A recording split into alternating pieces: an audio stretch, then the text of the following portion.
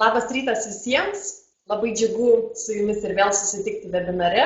Mano vardas yra Roberta, aš esu testų ir mokymų centro vadovė ir šiandieną mes kalbėsime apie slidinėjimą. Šitas webinaras, ko gero, yra skirtas tiems, kurie arba neslidinėja visai, arba dar yra tik tai slidinėjimo pradinukai. Tad apie kągi mes kalbėsime šiandieną. Norint pardavinėti slidinėjimo keliones, nereikia būti patiems slidinėjimo asais, tačiau reikia išmanyti su slidinėjimu susijusią terminologiją. Taip pat mokėti skaityti slidinėjimo žemėlapius. Tad pirmiausia, mes ir pradėsime nuo to, kokie išsireiškimai ir pavadinimai pasitaiko su slidinėjimu susijusiose kelionėse ir ką apie juos reikia žinoti. Tai kas tai yra ir skipasas, skibusas, funparkas, apreski ir taip toliau. Aptarsime, kokie yra keltuvų tipai, trasų rūšis, slidinėjimo apgyvendinimo ypatumus, kuo skiriasi viešbučiai kalnų kurortuose nuo viešbučių saulėtose paplūdimių krypčių kurortuose. Taip pat pakalbėsime apie sveikatos draudimus, panagrinėsime slidinėjimo žemėlapį ir galiausiai išmoksime, kaip reikia parduoti slidinėjimo kelionę, nuo ko pradėti ir ko paklausti turistų.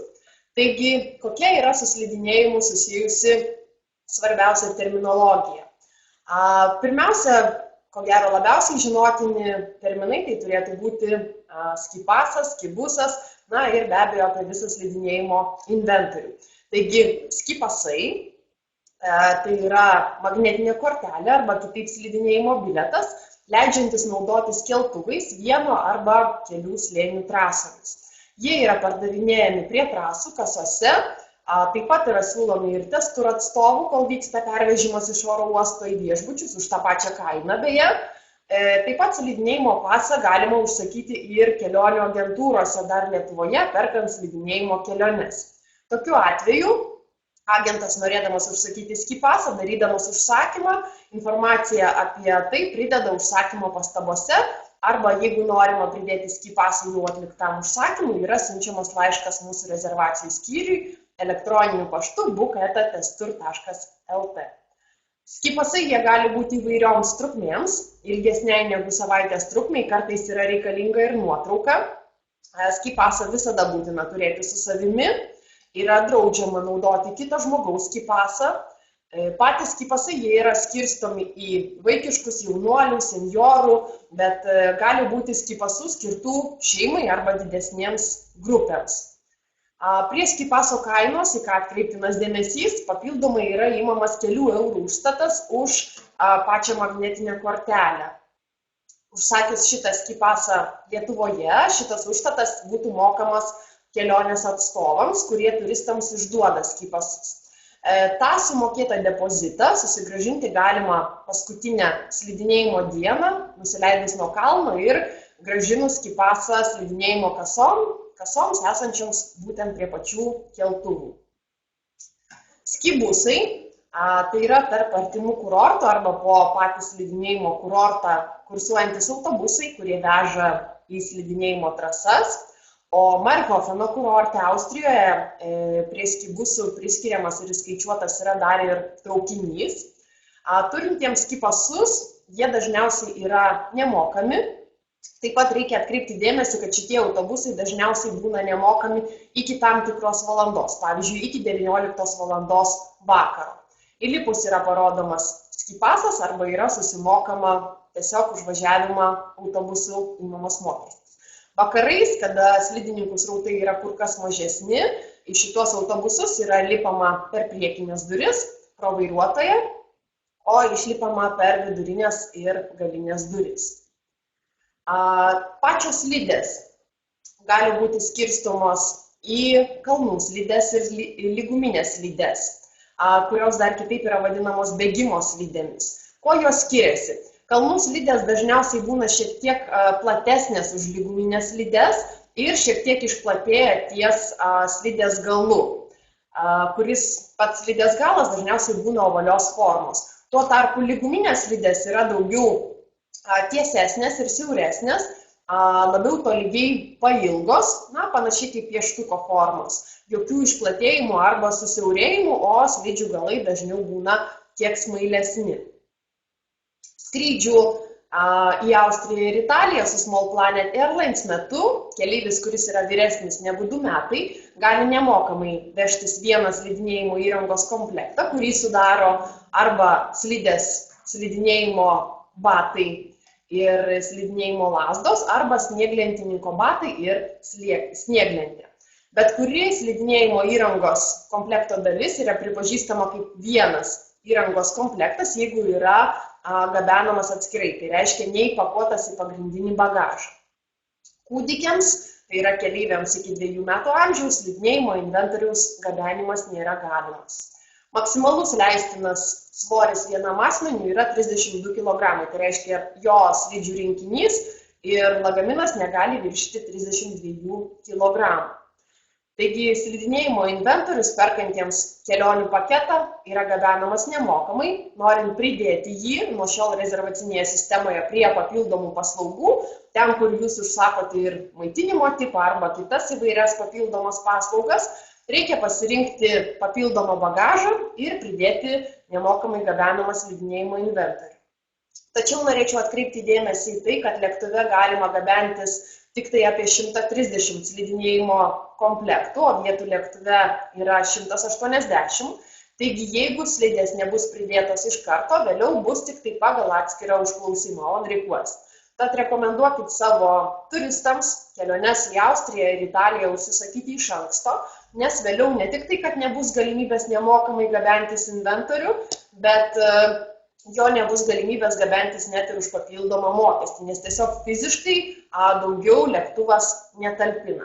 Taigi, laukiant paskutinių minučių, kelionės kaina turistams išaugs maždaug nuo 100 iki 200 eurų, kadangi yra tokios slidinėjimo inventoriaus nuomos kainos savaitai laiko atskridus vietoje.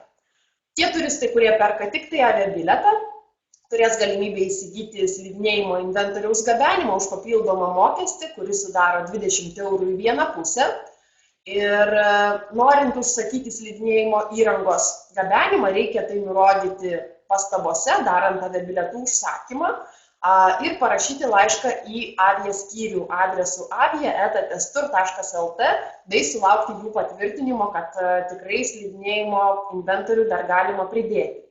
Kadangi didžioji dalis ir pirmenybė gabenamo inventoriaus yra skiriama būtent užsisakiusiems pilnus kelionės paketus, tad perkantis aviabilietus anksčiau galės gabentis slides, o vėliau nebebus galimybės net ir už papildomą mokestį gabenti savo inventorius. Taip pat yra prašymas jums visiems, kai turistai perka pilną kelionės paketą, paprašyti apgalvoti turistus, ar jiems bus reikalingas inventorius, o ne užsakyti ir vėliau atšaukti arba dar blogiau atvykti tiesiog į oro uostą be slidžių arba snieglentės, nors jos buvo pridėtos prie užsakymo. Taigi, norėčiau paprašyti, būkite draugiški savo slidinėjantiems kolegoms, kad visi, kas nori gabenti savo inventorių, turėtų tokią galimybę. Slidinėjimo batai atrodo štai taip. Juos užsidėjus, didysis kojos pirštas turėtų šiek tiek remtis į bato priekį, todėl kad batus užfiksavus slidėse, slidininkas būna kiek pasviręs į priekį ir bate pėda tiesiog atsitraukia atgal. Ką svarbu atkreipti dėmesį, slidinėjimo batai būtinai turi būti tinkamo dydžio ir visiškai apgulti ir suveržti pėdą ir apatinę kojos dalį, kad šita kojos dalis viduje visiškai nejudėtų. Jeigu kulnas bate smukčioja arba pėdą galima judinti į šonus, reikia ieškoti mažesnių batų. Kitu atveju su tokiais batais slides valdyti bus itin sudėtinga ir netgi nesaugu. Slidinėjimo inventoriaus nuomos punktų yra tiek prie trasų, tiek ir kurortų centruose, parduotuvėse, viešbučiuose. Taip pat tuose nuomos punktuose labai dažnai yra teikiamos inventoriaus taisymo, vaškavimo ir įvairiausios kitos panašios paslaugos. Dar daugiau iš tokios žinotinos terminologijos yra skiloker, fanparkai bei apreski. Taigi skiloker tai yra šalia keltuvų, taip vadinama speciali patalpa, arba jinai gali būti įkurta ir keltuvo stotyse, gali būti inventoriaus nuomos punktuose, Šita patalpa yra skirta slidinėjimo įrangos saugojimui. Tai gali būti tiek atviri, tiek ir uždari, kaip čia nuotraukoje, užrakinami laikikliai, gali būti atskiros netgi užrakinamos spintelės, kuriuose už papildomą mokestį galima palikti slidinėjimo inventorių prie pačių trasų. Tai yra labai patogu, nes slidžių snieglenčių nereikia nešiotis arba vežiotis skibusu į viešbutį ir kiekvieną kartą vėl važiuojant į trasas vežtis atgal. Kas tai yra fun parkai arba dar kitaip rasite kai kur apibūdinimą snow parkai. Tai daugiau snieglentininkams skirta trasos dalis arba šlaitas su dirbtinėmis kliūtimis, tokiamis kaip half pipe vadinasi, pavadinimą gal parašysiu šone. Half pipe, tai kitaip išvertus yra pusė vamzdžio. Taip pat gali pasitaikyti ir tokie apibūdinimai kaip big air, tai yra tam tikri tramplynai, arba dar gali būti quarter pipe.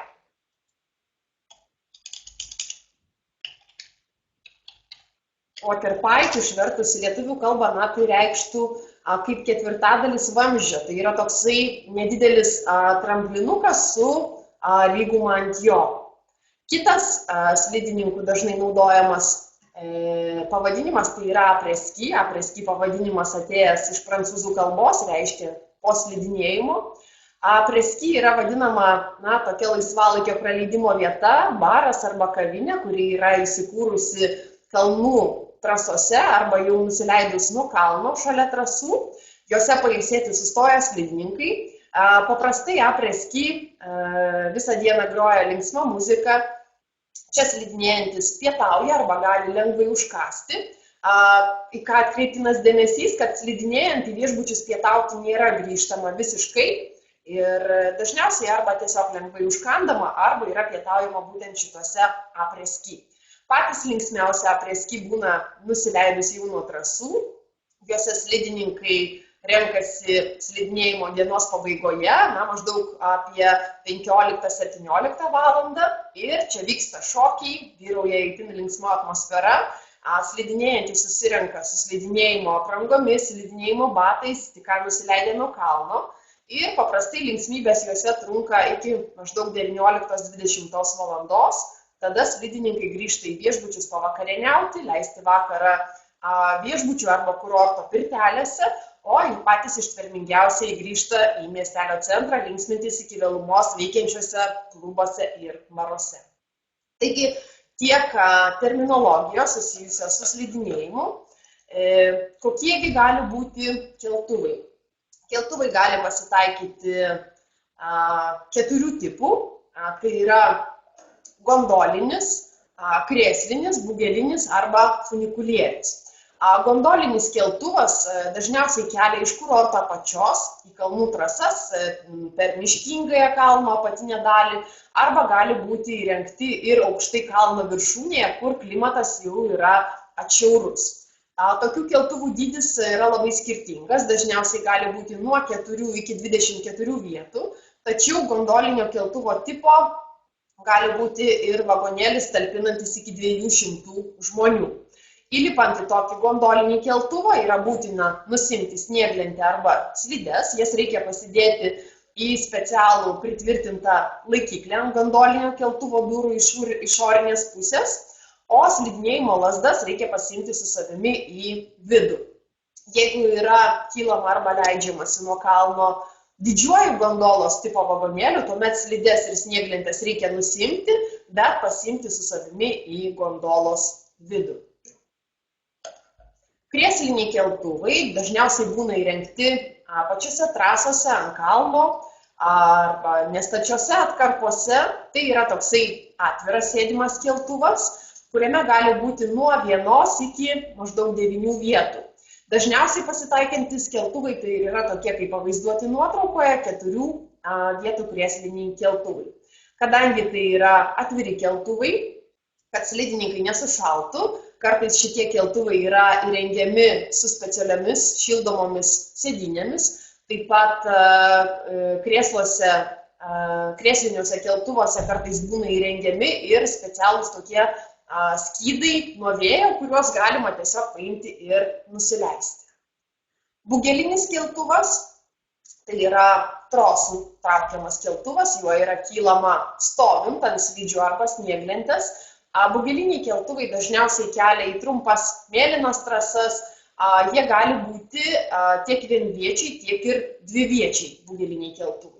Nors iš pažiūros šitie keltuvai atrodo patys saugiausi, bijantiems aukščio arba supimo, vis tik tai, ko gero, bugeliniai keltuvai reikalauja daugiausia slidininkų įgūdžių, kadangi reikia patogiai įsiremti specialų laikiklį po sėdmenimis, nespėjus to padaryti, čiuožti tiesiog įsikibus šio keltuvo rankeną yra itin sudėtinga ir netgi nesaugu ir nepatariama.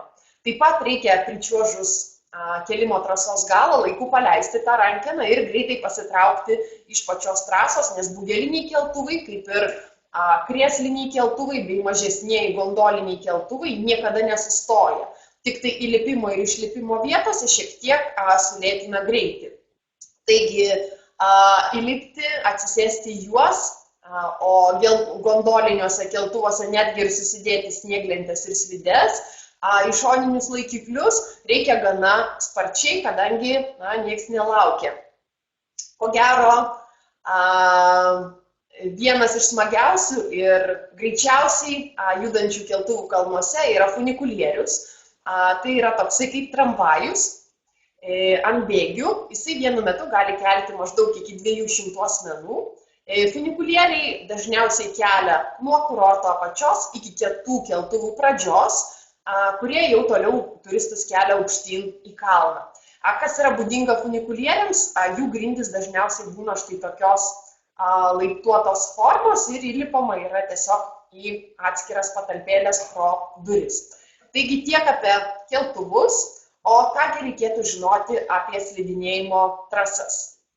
Europoje trasų žymėjimo sistema yra pagrįsta spalvomis, yra sutinkamos žalios, mėlynos, raudonos bei juodos trasos. Žalia spalva žymi lengvas, paprastas trasas, mėlyna šiek tiek sudėtingesnės, raudona dar statesnės ir juoda pačias sudėtingiausias trasas. Vis tik tai žalių trasų sutinkama yra itin retai, dažnai mėlynoji trasa kurorte gali būti pati paprasčiausia trasų kategorija. Tačiau atkreiptinas dėmesys yra ir į tai, kad viename kalne mėlyna trasa gali būti sudėtingesnė negu raudonoji trasa kitame kalne. Tad pradedantiesiems turistams aš rekomenduočiau pasiklausti instruktorių, gidų, viešbučio darbuotojų arba tiesiog sutiktų gyventojų įvairiausių rekomendacijų, kurias mėlynas trasas jiems rekomenduotų išbandyti. Vietiniai tikrai žinos ir patars jums, ką vertėtų pasirinkti. Tad vis tik tai daugiausia jūs susidursite su 3 rūšių trasų pavadinimais, tad mėlynas trasas reikėtų vertinti kaip skirtas pradedantiesiems slidininkams. Tai dažniausiai yra plačios trasos, dažnai ilgos, be stačių nusileidimų. Ir mėlynos trasos atkreiptinas dėmesys, kad gali būti tiek kalno apačioje, tiek ir kalno viršukalnėje. Juose praktikuojasi ir slidinėjimo mokyklų dalyviai, tiek suaugę, tiek ir maži vaikai. Raudonos trasos sudėtingesnės, dažnai ir statesnės, tačiau ne visada yra tinkančios jau pažengusiems slidininkams. Jos gali būti plačios ir siauros, ir ilgos, ir visai trumpos. O pačios stačiausios ir sudėtingiausios trasos yra juodosios. Juose dažnai leidžiasi tik tai labai patyrę arba įvaldę techniką slidininkai. Labai dažnai juodos trasos yra stačios ir siauros, su staigiais posūkiais, neretai besitęsiančios nuo kalno viršukalnės iki papėdės. Taip pat sutiksite ir tokius trasų pavadinimus kaip lyguminės, naktinės trasos arba rogučių trasos. Lyguminės trasos arba dar kitaip yra vadinamos bėgimo trasomis. Tai yra trasos įkurtos lygumoje, kur čiuožimas vyksta spiriantis slidėmis ir lazdomis, o ne iš inercijos leidžiantis nuokalnėn, kaip tai vyksta kalnų trasose. Tačiau lyguminės trasos ne visada yra įkurtos kalno apačioje, kalno papėdėje. Kartais iki jų gali reikėti pakilti keltuvu ir aukštumoje taip pat gali būti įkurtos lyguminės trasos. Lyguminės trasos angliškai dar yra vadinamos cross country skiing. Pavadinimą parašysiu. Cross country skiing. Lyguminės trasos arba tiesiog gali būti žymimos XC skiing. Paprastai lyguminės trasos taip pat būna pažymėtos specialiais ženklais ir nors pati trasa įsidėsčiusi yra lygumoje, tačiau yra nustatoma, kur yra trasos pradžia, kur yra trasos pabaiga. Tad yra čiuožiama tik tai viena kryptimi ir priešinga kryptimi čiuožti yra draudžiama. Rogučių trasos kalnuose būna įrengtos specialios trasos, skirtos leistis nuo kalno būtent rogutėmis. Pastarosios būna mažiau stačios, sudėtingumu panašesnės į mėlynas trasas arba netgi dar paprastesnės už mėlynas trasas. Taigi, norint pasimėgauti kalnų malonumais, net nebūtina pasirodo ir slidinėti arba važinėti snowboardu. Taip pat yra išskiriamos ir naktinės trasos, tai yra kalnų trasos, kuriuose yra įrengtas apšvietimas. Čiuožti jomis galima ir vakarais, kai paprastos kalnų trasos jau yra uždaromos. Tik tai nereikėtų suklysti, šiomis trasomis negalima slidinėti naktimis, o tik tai vakarais.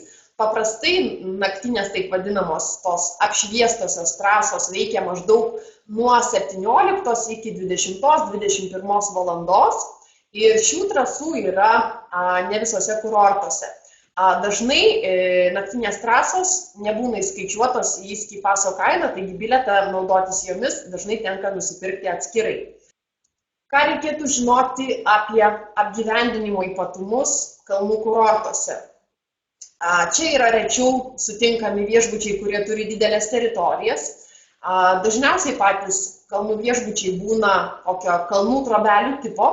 Taip pat kalnuose yra labai populiarus apgyvendinimas apartamentuose, svečių namuose, pensionuose. Ir tai nėra senelių namai, o tiesiog nedideli viešbutėliai. Taip pat kai kurie Austrijos kalnų viešbučiai dar kitaip yra vadinamais viešbučiais garny. Ką tai reiškia? Viešbučiai garny nuo tradicinio viešbučio skiriasi praktiškai maitinimo tiekimu. Viešbutis garny dažniausiai yra mažesnis negu tradicinis viešbutis, gali turėti mažiau numerių skaičiaus. Taip pat siūlo apgyvendinimo paslaugą teikdama savo svečiams tik tai pusryčius. Tad viešbučiai garny būtų ko gero tokiems labiau patyrusiems slidininkams. Taip pat Austrijoje ar Italijoje gali būti sutinkamas ir pastatų tipo apgyvendinimas, kuris vadinasi chalet. Tas pavadinimas chalet paprastai reiškia nedidelį vasarnamį arba medinį namuką. Į ką atkreiptinas dėmesys, kad jeigu jūs turėsite užklausimų iš didesnių grupelių, tad svarbu žiūrėti apgyvendinimą ne vien tik tai dviviečius numerius. Ir nebūtinai vieną viešbutį, o įvairiausias kombinacijas. Pavyzdžiui, galima žiūrėti kainas 2-3 viešbučių, kurie yra įsikūrę vieną šalia kito, arba žiūrėti, gyventi po keletą žmonių daugiau viename apartamente, jeigu nori turistai gyventi pigiau. Taigi, slidinėjimo kelionės yra parduodamos ne taip kaip Turkija, kur vienas viešbutis gali priimti vienu metu per 500 numerių. Tad turintiems užklausimus grupėms nuo 10 ir daugiau asmenų reikia į situaciją žiūrėti kiek kitokių kampų. Taip pat atkreiptinas dėmesys, kad kai kurie viešbučiai gali būti su prierašu ski in arba ski out. Kągi reiškia šie prierašai? Tai reiškia, kad viešbučiai yra įsikūrę šalia traso arba netgi pačios trasos pakraštyje ir iki pat viešbučio galima iš trasos pričiuožti. Tai reiškia ski in arba su slidėmis nučiuožti žemyn tolyn į trasą, tai reiškia ski out. Apgyvendinimo paslaugos patrauklumą kalnuose labai dažnai nusako jo lokacija, tai yra atstumas nuo keltuvų iki viešbučio arba atstumas nuo viešbučio iki skibuso stotelės. Kadangi eiti užsidėjus snieglentininko, o ypatingai slidininko batus yra sunku ir atstumai turi būti kuo mažesni. Poilsis slidinėjant tai nėra tos kryptis, kuomet apgyvendinimas gali būti užsakomas paskutinę minutę. Kaip žinia, slidinėjimo viešbučiai užsipildo iš anksto, nes šio pobūdžio turizmo sezonas yra palyginti trumpas. Ir jeigu lieka laisvų vietų viešbučiuose arba apartamentuose, tokiu atveju dažniausiai jie jau būna toli nuo slidinėjimo trasų ir nuo slidinėjimo keltuvų. Tad jeigu norite turistams pasiūlyti viešbučius, kurie yra puikioje lokacijoje, tą reikia daryti kuo anksčiau. Maitinimo tipai taip pat skiriasi nuo apgyvendinimo šiltuose kraštuose. Atostogaujant kalnuose populiariausi maitinimo tipai, ko gero, yra pusryčiai arba pusryčiai vakarienė arba tik tai rumondi, tai reiškia apgyvendinimas be maitinimo. Pietų viešbučiuose beveik nebūna. Ir net jeigu ir turistai užsisako maitinimo tipą full board, tai yra pusryčiai, pietus, vakarienė arba viskas įskaičiuota, tai vietoje pietų tuomet viešbučiuose paprastai būna užkandžiai maždaug nuo 15 iki 17 valandos. Tai gali būti teikiama kokia nors sriuba arba tiesiog sumuštiniai, o maždaug nuo 18-19 valandos vakaro jau prasideda normali vakarienė. Taip pat atkreiptinas dėmesys yra ir į viskas įskaičiuotą sistemą, kad alkoholis paprastai irgi būna įskaičiuotas tik tai nuo pavakarės, o ryte būna įskaičiuoti tik tai gaivieji gėrimai, kava ir arbata. Slidinėjimo viešbučiuose taip pat beveik niekada nebūna animacijos, nors teko Austrijoje sutikti keletą viešbučių, kuriuose vis tik tai ta animacija vyko, bet kaip taisyklė daugumoje viešbučių animacijos nebus. Dar vienas išskirtinumas yra tas, kad registratūra dirba ne visą parą ir jeigu turistų atvykimas yra itin ankstyvas arba vėlyvas, būtina apie tai informuoti viešbutį. Jeigu turistai skrenda su testu, tai viešbučiai būna informuoti apie preliminarų laiką, kada į viešbutį atvyksta turistai, taigi to daryti patiems jau jums nebereikia. Beveik visose viešbučiuose yra bevėlis internetas, daugelį iš jų jisai būna netgi ir nemokamas. Kas dar yra būdinga kalnų viešbučiams, kad visi apgyvendinimo sektoriai turi slidžių batų, tokius saugojimo, džiovinimo kambarius, kurie dažniausiai yra įrengti viešbučių rūsiuose arba pirmame aukšte. Ir kartais tie slidžių saugojimo kambariai turi netgi atskirus įėjimus į lauką. Ten būna įrengtos tokios lentynos, į kurias yra įstatomos slidės ir lazdos, ir toksai vamzdžių tipo radiatorius su atsikišusiais ilgais tokiais šildomais pagaliais, ant kurių būtent ir užsimauna slidinėjimo batai, kad išdžiūtų iš vidaus. Taip pat daugelis viešbučių kalnuose turi pirtis ar netgi pirčių kompleksus ir į šiuos kompleksus yra įleidžiami ir turistai iš gatvės, tik tai tuomet jiems būna įėjimas už papildomą mokestį, o turistai gyvenantys šiuose viešbučiuose gali šiais pirčių kompleksais naudotis nemokamai.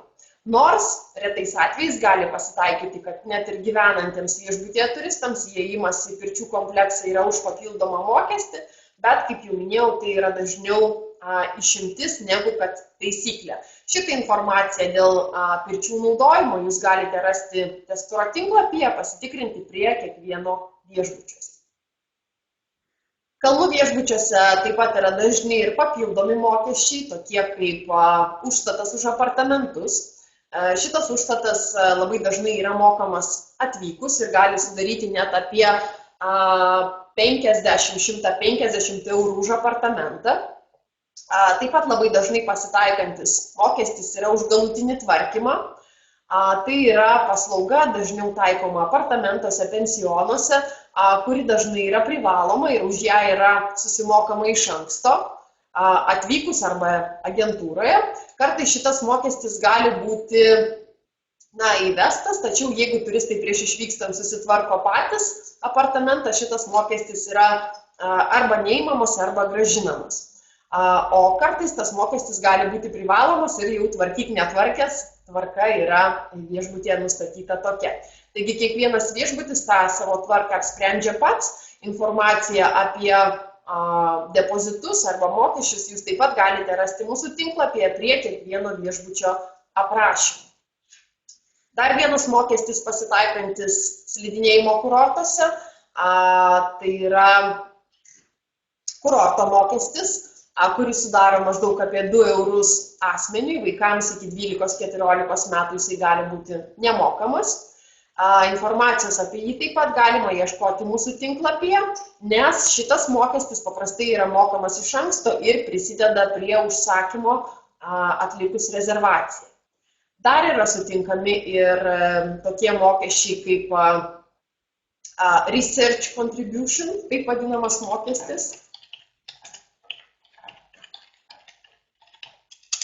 Tai yra moksliniams vietovės tyrinėjimams skirtas mokestis ir jis yra imamas Bad Gaštaino kurortas. Atkreiptinas dėmesys yra dar ir į tai, kad slidinėjimo kurortuose labai dažnai maisto prekių parduotuvės dirba tik tai iki 18 valandos, o sekmadieniais nedirba visai. Tuomet, jeigu kažko labai reikia, galima nuvažiuoti iki degalinių, kuriuose yra kažkokios minimalus pasirinkimas būtiniausių prekių. Taigi tokie yra apgyvendinimo ypatumai, o kasgi yra būdinga kiekvienai viešbučių kategorijai. Apartamentai labai dažnai pas juos būna šeimos verslas, apartamentų tipo numeriai, labai dažnai su virtuvėlėmis, maitinimas gali būti room only, tai reiškia tik tai apgyvendinimas. Tuo tarpu pensionai arba viešbučiai gardiniai, tai yra nedideli viešbučiai, kurie paprastai siūlo apgyvendinimą su pusryčiais, gali būti su sauna arba be saunos. 3 žvaigždučių viešbučiams yra būdinga tai, kad jie jau siūlo apgyvendinimo tipą su pusryčiais arba su pusryčiais vakarienė, tai kurie taip pat gali būti jau su pirtimis. 4 žvaigždučių viešbučiai labai dažnai siūlo maitinimą pusryčiai ir vakarienė. Beveik visi turi pirtis ir kai kurie gali būti su baseinu, kai kurie gali būti be baseinų. Tuo tarpu jau 5 žvaigždžių viešbučiai siūlo pusryčius vakarienę maitinimo tipą, bei turi gerus pirčių kompleksus su baseinais. Taigi taip yra tokie įprasti dalykai kiekvienai viešbučių kategorijai. O dar vienas svarbus dalykas, ką reikėtų žinoti, išruošiant kokį nors turistą į slidinėjimo kurortą arba išsiruošiant patiems, tai yra sveikatos draudimas. Slidinėjimas yra priskiriamas padidintai rizikos zonai, tad vykstant slidinėti yra rekomenduojamas, netgi labai rekomenduojamas sveikatos draudimas, kadangi Austrija ir Italija, kur mes siūlome slidinėjimo poilsį, priklauso Europos Sąjungai, tad vykstant į šitas šalis aš rekomenduočiau pasidaryti ir štai tokią Europos sveikatos draudimo kortelę, jinai yra išduodama nemokamai valstybinėse ligonių kasose, tiesiog tai reikia užpildyti elektroninę formą internetu arba atvykti į kasas ir užpildyti vietoje bei pasiimti šitą kortelę. Valstybinių ligonių kasų internetinis adresas yra www.vlk.lt.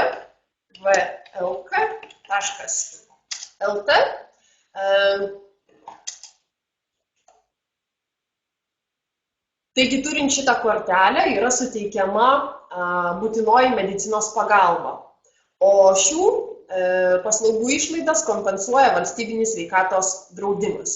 Atvykus į medicinos įstaigą Austrijoje arba Italijoje ir pateikus šitą kortelę, pirmoji pagalba yra suteikiama nemokamai.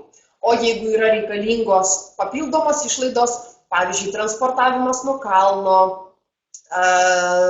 arba kažkokie kiti specialūs dalykai, tuomet yra būtinas jau kelionės draudimas, kadangi Europos sveikatos draudimo kortelė šitų dalykų nekompensuoja. Tad mano rekomendacija jums ir turistams, geriausia turėkite ir kortelę, ir draudimą. Kodėlgi siūlau turėti ir tą. Skirtumas yra toksai, kad turint tiesiog pasidarius galiojantį sveikatos draudimą, atvykus į medicinos įstaigą, išlaidas iš pradžių turistai turi padengti patys, toje vietoje pasiimti čekius ir grįžus į Lietuvą, jeigu tai yra draudiminis įvykis, tuomet draudimas grąžina sumokėtus pinigus. Tuo tarpu turint Europos sveikatos draudimo kortelę, būtinoji medicinos pagalba yra suteikiama nemokamai, įstaiga tiesiog pasidaro tos sveikato draudimo kortelės kopiją. Taigi mano rekomendacija turėti ir kortelę, ir draudimą. Taip pat vykstantiems slidinėti verta pasidomėti ir civilinės atsakomybės draudimu, kuris dažnai gali būti daromas kartu su sveikatos draudimu, tam atveju, jeigu nepatyręs slidininkas netyčia atsitrenktų į kitą slidininką ir jį sužalotų.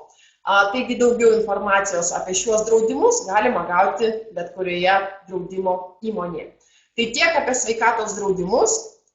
Mes keliaujame į slidinėjimo žemėlapius.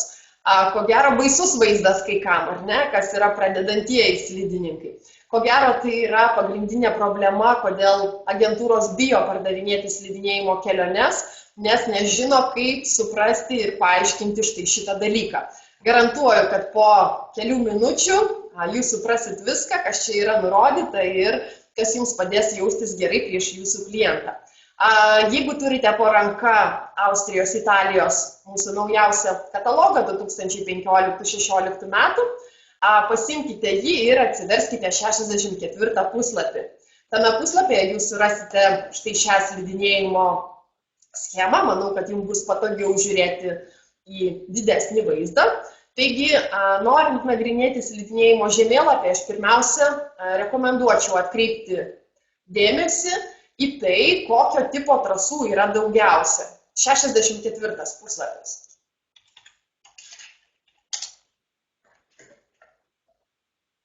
Pirmiausia, pradedami tyrinėti slidinėjimo žemėlapį, pasižiūrėkite, kur ir kokių trasų yra daugiausia. Tai bus lengviausia susiorientuoti, kuriuos turistus kreipti, ar ne, kurie kurortai jiems yra tinkami.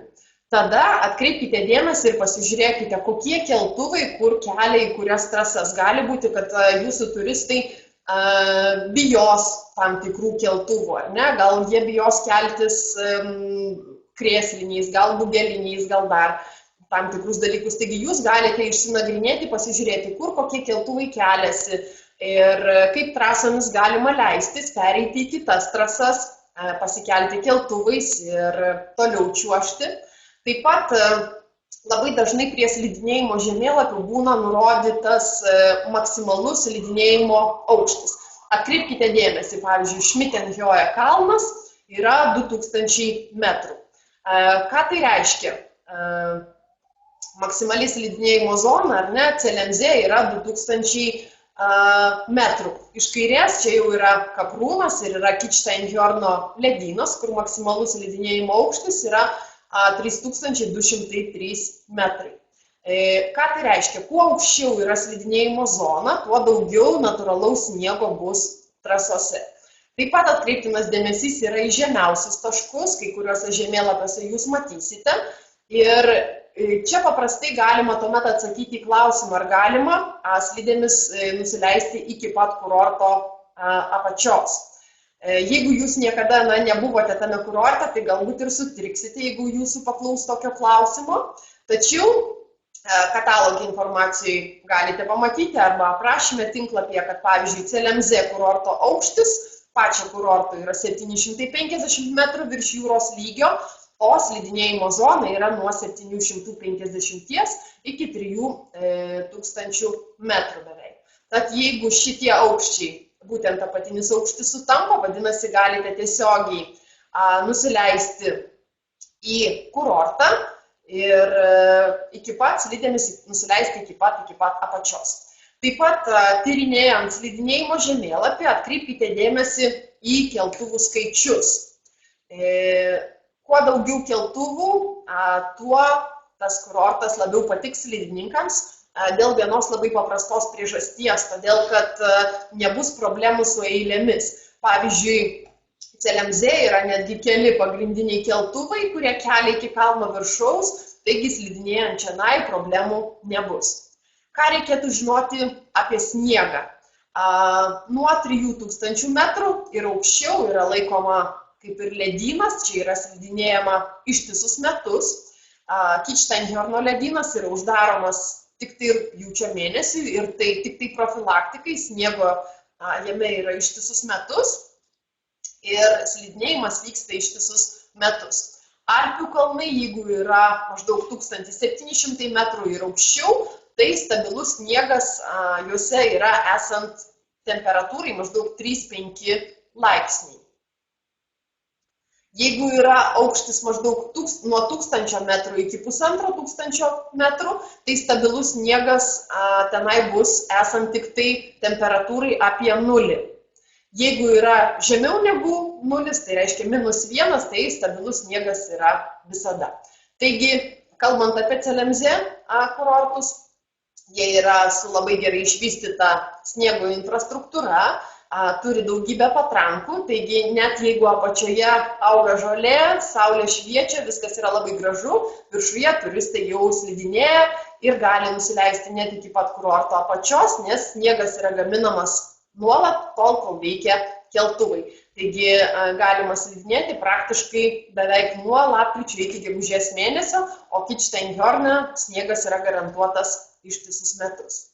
Taigi, po webinaro galėsite labiau įsigilinti į vieno ar kito kurorto slidinėjimo zoną. Manau, kad jums viskas taps kur kas aiškiau. O kartais pasitaiko tokių turistų, kurie nenori slidinėti. Arba viena šeimos dalis slidinėti nori, o kita dalis slidinėti nenori. Tad kodėlgi vertėtų į kalnus keliauti ir tiems turistams, kurie neslidinėja? Jiems yra sukurtos unikalios galimybės sveikatinimuisi, yra įvairiausi spa centrai siūlantis procedūras, taip pat yra daugybė terminių vandenų ir pirčių kompleksų. Austrijoje, Gaštaino slėnyje taip pat yra ir radono urvai, tai vėlgi unikalios tokios sveikatinimosi galimybės. Taip pat neslidinėjantis turistais gali vykti organizuojamas ekskursijas. Tai ir Zalcburgo regione esantis Verfeno ledo urvai, labai gražus, įspūdingi.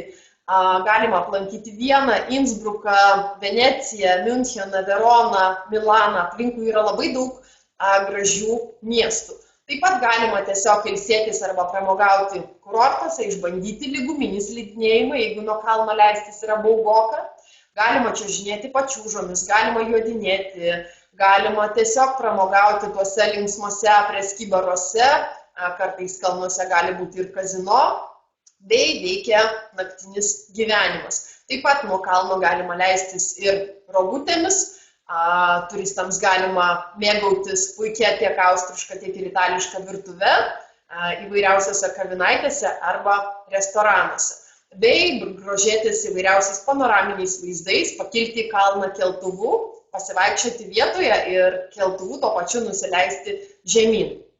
Sveikatai naudingas švarus kalnų oras yra netgi ir kurorto apačioje, kadangi dažniausiai kurorto transportas nėra toks intensyvus kaip miestuose, tad buvimas gryname ore yra labai naudingas sveikatai net ir tiems turistams, kurie neslidinėja. Tad kaipgi reikėtų parinkti teisingą kurortą ir teisingą viešbutį slidinėjimo turistui. Pirmiausia, reikėtų išsiaiškinti, kokio lygio slidininkas yra jūsų turistas. Slidinėjimo naujokai dar kitaip yra vadinami čainikais, ne veltui uždėjau tokį paveikslėlį. Taigi pirmiausia, jūs išsiaiškinkite, kokio lygio yra jūsų turistas ir tuomet pasižiūrėkite, kiek tokio lygio trasų yra kurortuose. Pagal trasas, pagal pageidaujamą trasų kiekį, reikalingas trasas, jūs galėsite rasti keletą kurorto variantų, kurie yra tinkami turistui. Tuomet pasidomėkite, kaip jisai mėgsta leisti laisvalaikį. Ar jisai nori aktyvaus laisvalaikio, ar pasyvaus laisvalaikio, ar jam yra reikalingas naktinis gyvenimas, ar jam yra reikalingi kiti dalykai. Tuomet iš tų kelių kurortų, kurie yra tinkami pagal trasas, jūs išrinksite vieną kurortą, kurį jam galėtumėte rekomenduoti. O tada, išsirinkus vieną konkretų kurortą, beliks tik tai parinkti tinkamiausią viešbutį. Tam, kad parinkti patį tinkamiausią viešbutį, reikia sužinoti, kas yra svarbiausia turistui. Ar geras atstumas iki keltuvo, ar gera kaina, o gal jam yra svarbu atstumas iki centro. Taip pat gal jam yra svarbu, kad viešbutyje būtų pirtis arba numeriuose virtuvėlė. Taigi, sužinoję šituos jo lūkesčius, labai paprastai parinksite ir konkretų viešbutį slidinėjimo kurorte. Taigi, parduoti slidinėjimo kelionės yra paprasta, o kartą atradus kalnus, turistai juos sugrįžta vėl ir vėl. Tad, ko gero, jums tai bus nuolatinis pajamų šaltinis. Taigi, aš linkiu jums sėkmingų pardavimų ir iki susitikimų kitose webinaruose.